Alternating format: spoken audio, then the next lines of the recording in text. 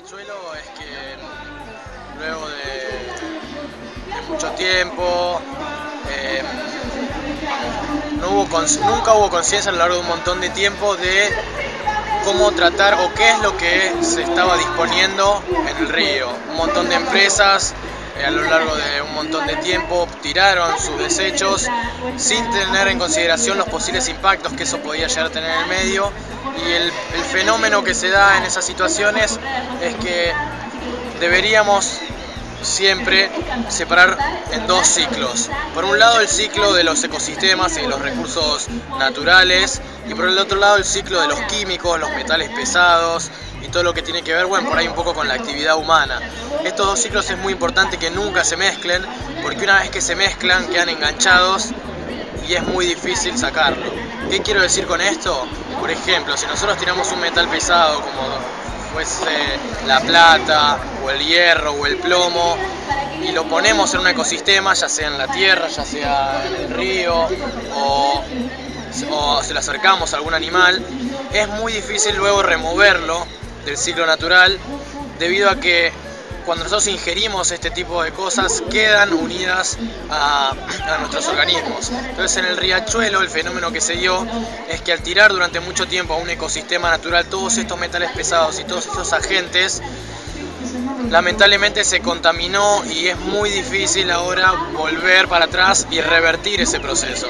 Las empresas nunca tuvieron conciencia de esto y recién ahora se está empezando a armar la normativa y la regulación para que no se continúe haciendo, o para que los efluentes de las empresas de alguna forma empiecen a estar controlados o sean depurados antes de tirarlo en el río.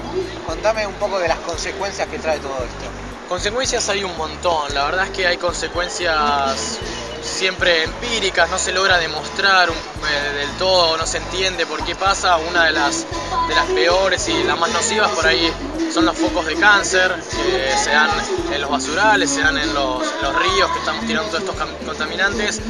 No se sabe bien por qué, generalmente bueno, el cáncer es una mutación de las células, pero lo que sucede es que obviamente esto se da por un desbalance en los organismos. Cuando un organismo de repente se ve sometido a mucha radiación o se ve sometido a muchos agentes contaminantes, empieza a mutar o se desequilibra y bueno, se producen tumores, se producen deformaciones, los peces se mueren por problemas renales, por un montón de consecuencias que obviamente tienen que ver con un desbalance, con tirarle algo a un medio que el medio no estaba listo, no estaba preparado para absorber o para tratarlo naturalmente. Recordemos que al principio el riachuelo podía tener, la gente se podía bañar en él, claro, había vida. Claro, totalmente. Bueno, todo ecosistema natural, siempre que uno le tire algo o ponga algo que no sea nocivo y que el ecosistema solo lo pueda reciclar, no tiene que haber ningún problema. Ahora, cuando nosotros tiramos algo que genera dificultades o problemas en el funcionamiento natural de los agentes de ese ecosistema, de alguna forma se empieza a arruinar todo y se empieza a descomponer o empieza a funcionar mal, debido a que bueno, no está preparada por ahí la naturaleza para tirarle una tonelada de plomo en 10 horas. Claro. Y solamente no es la contaminación que cae en ella, sino también la contaminación que hay en el aire. Claro, bueno, obviamente esto es una especie de efecto dominó. Una vez que se empieza a contaminar algo, después como todas las partes de un ecosistema están enganchadas, una vez que se empieza a debilitar un eslabón, van cayendo todo el resto de los eslabones. Es un poco lo que pasa también con el planeta, ¿no? O sea, en el momento en el que se empiezan a afectar los bosques, también se empiezan a erosionar los suelos, y como se erosionan los suelos, el agua ya no está tan purificada, entonces se empiezan a contaminar las napas subterráneas. Un poco eso también pasa con el riachuelo y con las ciudades. Se contaminaron las napas, se contaminó el agua, después el aire también se empieza a contaminar.